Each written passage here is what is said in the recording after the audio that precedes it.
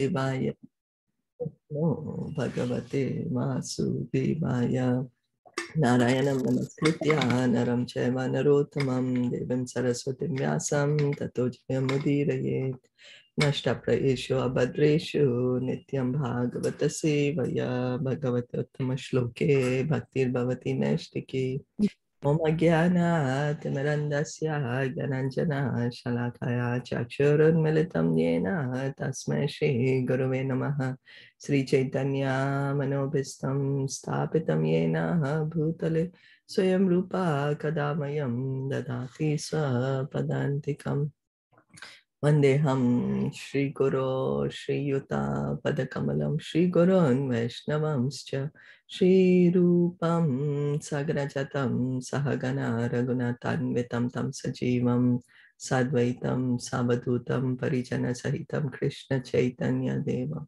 Shri Radha Krishna Padan Sahagana Lalita Shri Vishakhanvitamscha He Krishna Karuna Sindhu Dinabandho Jagatpate Gopesha Gopika Kanta Radha Kanta Namostute Tapta Kanchana Gaurangi Radhe Vrindavaneshwari Rishabhanu Sute Devi Pranamami Hari Priye Nama Om Vishnu Padaya Krishna Prishtaya Bhutale Srimate Bhaktivedanta Swamin Iti Namine Namaste Saraswati Devi Gauravani Pracharine Nirviseshasha Shunyavadi Paschatya Deshatarine Panchakalpa Tarubhyascha Kripa Sindhu Bhaevacha Patitanam Pavanebhyo Vaishnavebhyo Namo Namaha Jai Sri Krishna Chaitanya Prabhu Nityananda Shri Advaita Gadadara Shri Vasadi Gaura Bhakta Vrinda Hare Krishna Krishna Krishna Hare Hare Hare Rama Rama Rama Hare Hare. We continue reading from Srimad Bhagavatam. We are on Canto 3, Chapter 20. The conversation between Maitreya and Vidura. So we heard yesterday, and we got a benediction also, that one who faithfully hears or chants the pastime of Lord Varahadev, then the benediction was, what was the benediction? That we can be transferred to the Vaikuntha world. Go back home, back to Godhead. Okay, so reading from chapter 20, text 1. Shaunakovacha mahim pratishtam adhyasya saute swayam bhuvo manuhu kani anvatishtadvarani marga yavara janmanam. Sri Shaunak inquired, O Sutta Goswami, after the earth was again situated in its orbit, what did Swayambhuva Manu do to show the path of liberation to persons who were to take birth later on? Purport by His Divine Grace A.C. Bhaktivedanta Swami Srila Prabhupada. The appearance of the Lord as the firstborn incarnation occurred during the time of Swayambhuva Manu, whereas the present age is in the period of Vaivasta Manu. So our Manu, his name is Vaivasta Manu. And this Varahadev, Lord Varahadev, he had appeared in Swayambhuva Manu. Each Manu's period lasts 72 times the cycle of 4 ages, and one cycle of ages equals 4,320,000 solar years. So in 1 day of Brahma, okay, we'll just continue reading. Thus, 4,320,000 times 72 solar years is the reign of one Manu. In each Manu's period, there are many changes in many ways, and there are 14 Manus within 1 day of Brahma. So in 1 day of Brahma, there is the 1000 Chaturyugas. 1000 Chaturyugas means 1000 cycles of Satya, Treta, Dwapar, and Kali Yuga. They come 1000 times in one day of Brahma. And then in these 1000 cycles, there are 14 Manus in one day of Brahma that come and go. So each Manu is there for about 71 or 72 cycles. So here, 72 cycles. So 72 times 4,320,000 solar years is the lifetime of one Manu in human calculation. So we can see Manu lives for a very, very long time. We barely live for even 100 years, if even. So it is understood here that Manu creates scriptural regulations for the salvation of the conditioned souls who come to the material world for material enjoyment. So Manu, who is he? He is the leader of mankind. That's why Manu, he's called Manu, we are called Manushya. He's laying down the scriptures of what we are supposed to do. There is the Manu Samhita, where the regulations are mentioned for human beings. The Lord is so kind that any soul who wants to enjoy in this material world is given full facility for enjoyment. And at the same time, he's shown the path of salvation. So the material world is created for two purposes. One purpose, so we can enjoy, because that's what we wanted to do. And another purpose for self-realization. Self-realization. Shaunak Rishi therefore inquired from Sutta Goswami, what did Swayambhuva Manu do after the reinstatement of the earth in its orbital situation? So then, let's hear on. These are Sutta Goswami is asking, Shaunaka Rishi is asking Sutta Goswami. So we can see how curious, they are so eager to hear Bhagavatam. These great sages, so eager. Shatamaha Bhagavataha Krishnas Yaikantikaha Suhrit Yas Tatyaja Karjam Krishne Saptyam Agavan Iti. Shaunak Rishi inquired about Vidur, who was a great devotee and friend of Lord Krishna, and who gave up the company of his elder brother because of the latter, along with his sons, played tricks against the desires of the Lord. So he's asking specifically about Vidur. Why is he asking about Vidur? Because Vidur is a devotee of the Lord. He's a great devotee, and he's a friend of Lord Krishna. So we can see, we ask, oh, what did he do? What did she do? Oh, yeah, really? What is this one up to? What is that one up to? For our friends or our relatives or some entertainer, some politician. Oh, what did they do? What did they do? But the great devotees, who are they asking about? They are asking about the devotees of the Lord. They're asking about the pastimes of the Lord, and they're asking about the pure devotees of the Lord. So the incident referred to here is that Vidur left the protection of his elder brother Dhritarashtra, went traveling everywhere to sacred places, and met Maitreya at Hardwar. So is it the same effect if we are asking about mundane people, or if we are asking about the pure devotees of the Lord? Is it the same thing, or they are different? Definitely different. Different, yeah. Yeah. Why is it different? What would be the differences? Differences. Yeah.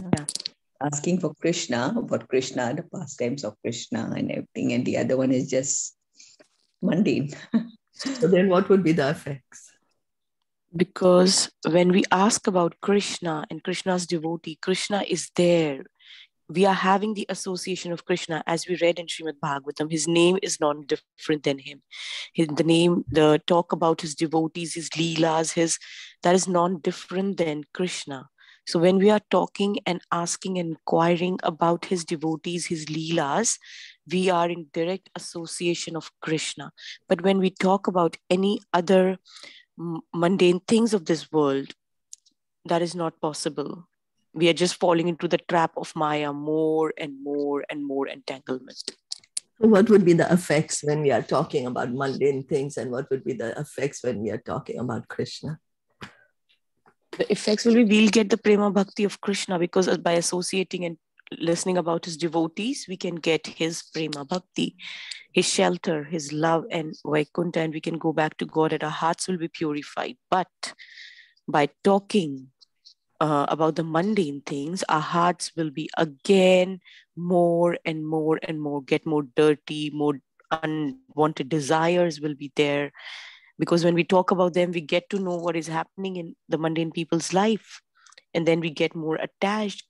And that's what And then when we die, we come back again. Yeah. So then it would be safe to say that when we are hearing about Krishna, Krishna Katha, Krishna's devotees, then our hearts, we feel happy. We feel very blissful. Happy.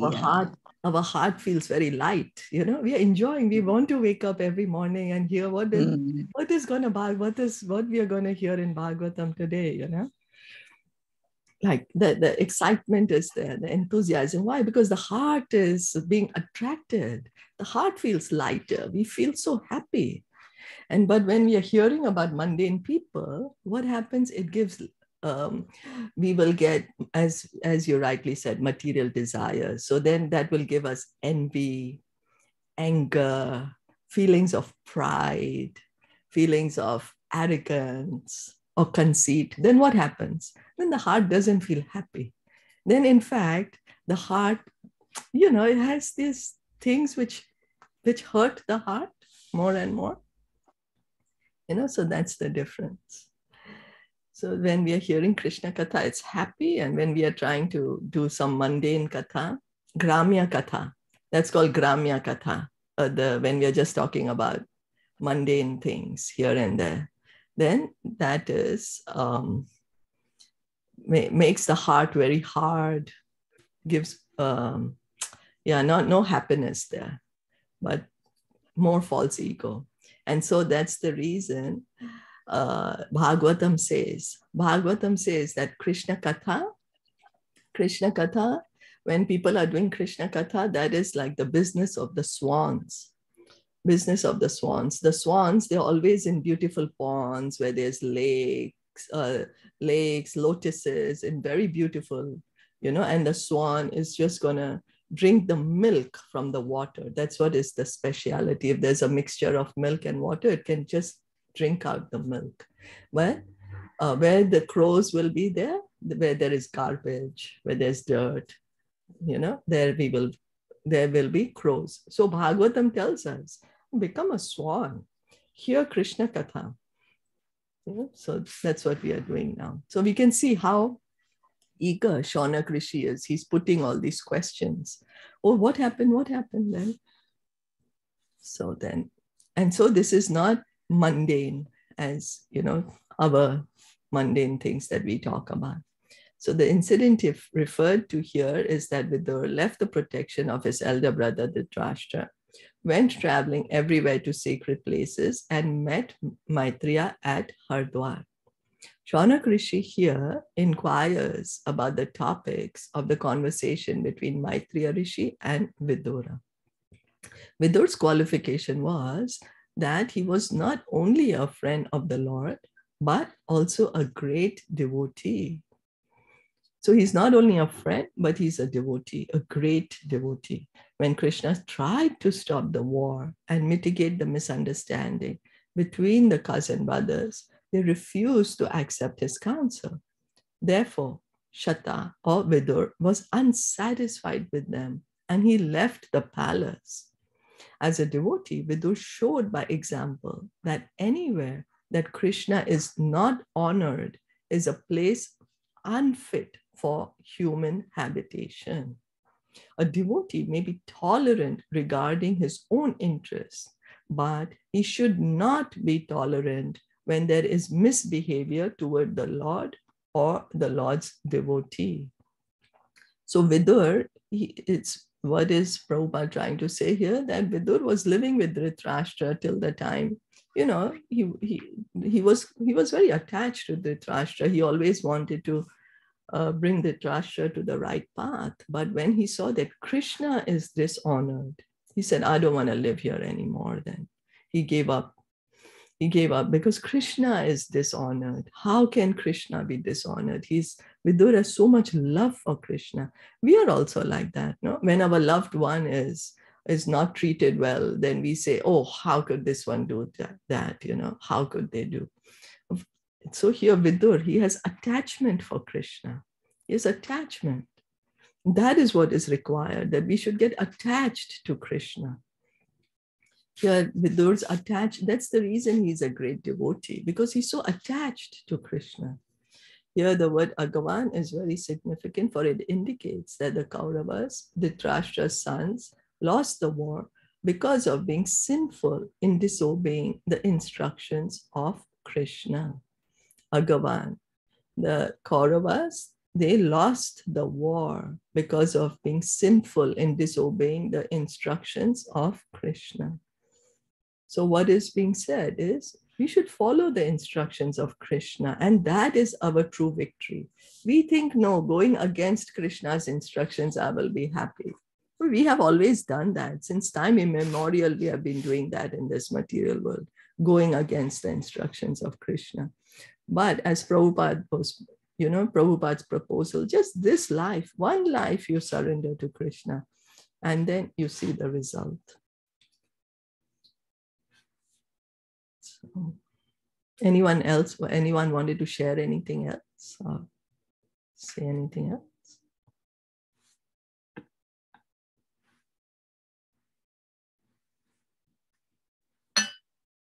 No, then reading on. Dvaipayanad anabaro mahitve tasya tejaha sarvatmana shritaha krishnam tat params chapi anuvrataha. Vidur was born from the body of Vedvyas and was not less than he. Thus he accepted the lotus feet of Krishna wholeheartedly and was attached to his devotees. The history of Vidur is that he was born of a Shudra mother, but his seminal father was Vyasadeva. Thus, he was not less than Vyasadeva in any respect. Since he was born of a great father, he was supposed to be an incarnation, who was supposed to be an incarnation of Narayan, and who composed all the Vedic literatures. Vidur was also a great personality. He accepted Krishna as his worshipable Lord and followed his instructions wholeheartedly. So Srila Vyasadeva, he is an incarnation of Krishna. That's the reason he could compile all the Vedas. No ordinary personality could have been done that, could do that. He is an empowered incarnation, a Shaktiavesh avatar, Srila Vyasadeva. And so Vidur is Vyasadev's son, and so he was also a great personality. So here we can say a great personality means a great devotee of the Lord. A great devotee of the Lord is a great personality. That is the criteria. So Kim Anva Prachan Maitreyam Virajas Tirtha Sevaya Upagamya Kushavrata Ashinam Tattva Vittamam. Vidur was purified of all passion by wandering in sacred places, and at last he reached Hardwar, where he met the great sage who knew the science of spiritual life, and he inquired from him. Shaunak Rishi therefore asked, what more did Vidur inquire from Maitreya? Here the words Virajas Tirtha Sevaya refer to Vidur, who was completely cleansed of all contamination by traveling to places of pilgrimage. So what had happened was Vidur, after he left home, he felt that he was very sinful because of having the association of Dhritarashtra and Duryodhana. So he wanted to purify himself. That's the reason he didn't go directly to meet Krishna. He felt, no, I am not yet qualified to meet Krishna. And so he went to the pilgrimage. So in India, there are hundreds of sacred places of pilgrimage, of which Prayag, Hardwar, Vrindavan, and Rameshwaram are considered principal. After leaving his home, which was full of politics and diplomacy, Vidur wanted to purify himself by traveling to all the sacred places, which are so situated that anyone who goes there automatically becomes purified. This is especially true in Vrindavan. Any person may go there, and even if he is sinful, he will at once contact an atmosphere of spiritual life and will automatically chant the names of Krishna and Radha. That we have actually seen and experienced. It is recommended in the Shastras that after retiring from active life and accepting the Vanaprastha retired order, one should travel everywhere to places of pilgrimage in order to purify himself. Vidur completely discharged this duty, and at last he reached Kushavrata or Hardwar, where the sage Maitreya was sitting. So this is the recommendation, that go for pilgrimage. And of course, especially Vrindavan. Vrindavan is the Dham. Vrindavan Dham, everyone is absorbed in Radha, Rani, and Krishna. We are there, and automatically whole day you just want to chant. Whole day you just have the beads in hand, and wherever you go, you're just chanting, because that is the Dham. Just by being there, we experience Krishna. So another significant point is that one must go to sacred places. Why? Not only to take a bath, but to search out great sages like Maitreya and take instructions from them. So that is the point of going to a sacred place. Not only, oh, yes, I've seen. Yes, I went. I went to all the dhams. I've been many times. But what did we do in the dham?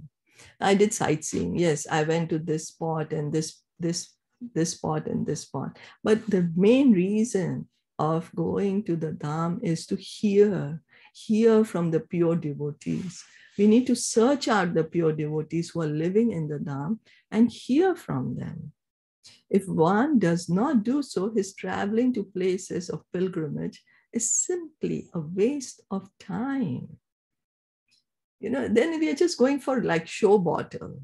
We didn't actually gain the transcendental knowledge, which is so easily available in the Dham.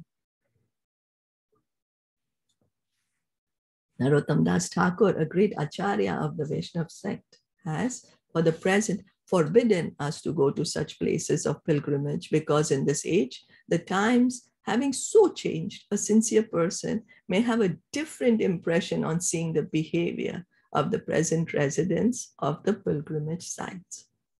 He has recommended that instead of taking the trouble to travel to such places, one should concentrate his mind on Govinda, and that will help him. Of course, to concentrate one's mind on Govinda in any place is a path meant for those who are the most spiritually advanced. It is not for ordinary persons. Ordinary persons may still derive benefit from traveling to holy places like Prayag, Mathura, Vrindavan, and Hardwar.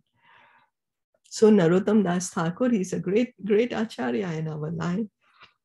He has composed wonderful bhajans in glorification of Lord Caitanya, of Lord Nityananda. Very, very excellent bhajans. And what does he say? He says, you'll go to these dhams, and then over there you will see that the people, because not everyone, this is Kali Yuga, this is the age of degradation. So not everyone living in the dham is a pure devotee currently. So he's saying that your mind will change. Rather, wherever you are, you sit there and you fix your mind on Govinda, chant the holy name and fix the mind on Govinda. But here another proposal is given that only more advanced devotee can do that. But for ordinary persons, still traveling to the dham is very beneficial. It's very beneficial for us to go to Vrindavan Dham, Mayapur Dham, Jagannath Puri. And it is recommended in this verse that one find a person who knows the science of God or a tattvavit. So what we have to do, recommended what? Find a person who knows the science of who? Of God or a tattvavit. What is tattvavit? Tattvavit means one who knows the absolute truth. Tattvavit, who knows the absolute truth.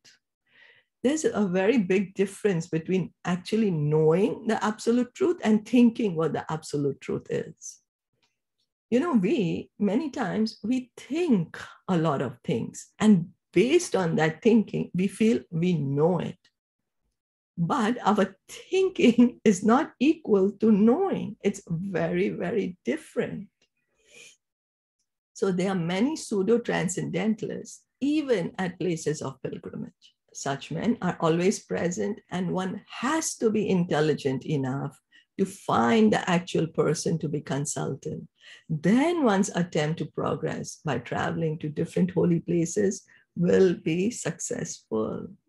Because in the holy places also, there are many people who are pretending to be a transcendentalist, pretending to be tattvavit, but they might not actually be.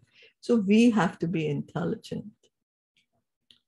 So one has to be free from all contamination, and at the same time, he has to find a person who knows the science of Krishna. Krishna helps a sincere person, as stated in the Caitanya Caritamrita, Guru Krishna Prasade. By the mercy of the spiritual master and Krishna, one attains the path of salvation, devotional service. So we can see the path of salvation, the path of liberation is the path of devotional service. There is no other way. Krishna says, the Kali Santara Upanishad says that no other way, no other way, no other way. Hare Nameva Kevalam. No other way. If one sincerely searches for spiritual salvation, then Krishna, being situated in everyone's heart, gives him the intelligence to find a suitable spiritual master.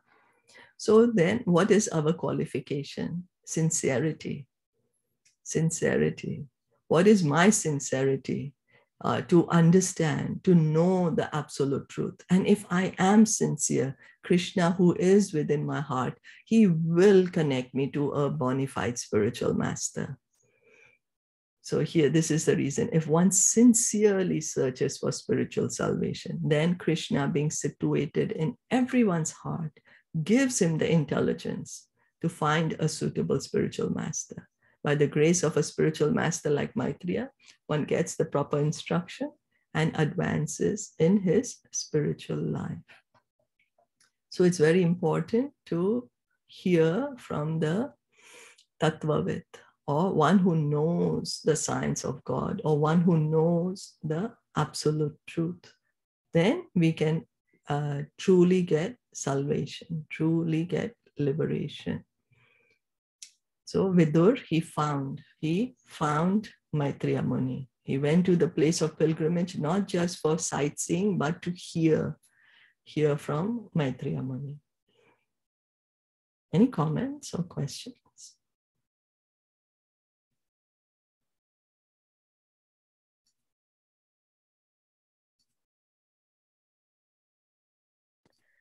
Are you stuck, Shilpaji, or is it me?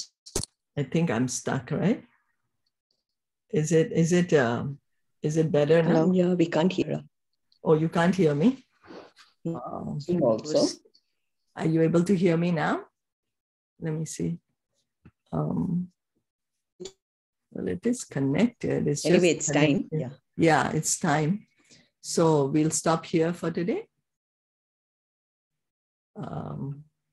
Srimad Bhagavatam ki jai, Shila Prabhupada ki jai, Gaur Premanande, Hari Bol, Hare Krishna.